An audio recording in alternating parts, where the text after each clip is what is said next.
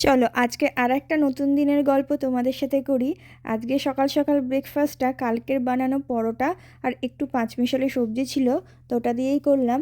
তারপর মাঝে আরও কিছু কাজ ছিল, সেসব করতে করতে আর ভিডিও করা হয়নি। আর এখন বিনিকে স্কুল থেকে নিয়ে এসে খাইয়ে দাইয়ে ওকে নিয়ে এসেছি তাইকুন্ডুতে। আর এই দিকে দেখো কি সুন্দর গোলাপ ফুলগুলো ফুটে আছে। এগুলো কিন্তু সব বিনির স্কুলের যেই গার্ডেনটা আছে সেখানেই হয়েছে। ওই যে ওকে রেখে 45 মিনিটস আমাকে ওয়েট করতে হয়, তখন এই সমস্ত জিনিসগুলো চোখে পড়ে। আজকে বেশ ভালো গরম, তাই ভাবলাম অরেঞ্জ জুস বানিয়ে নিই।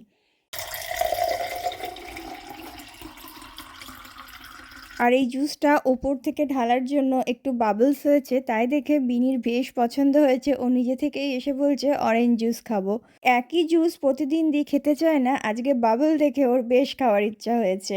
আগে এইটা বাবলটা খাও, এবার বাবল খাও। আর হ্যাঁ আর করো, তাড়াতাড়ি। ভিডিও করবে। হ্যাঁ হ্যাঁ। হুম, ইয়াম্মি বাবলটা, বাবল জুস।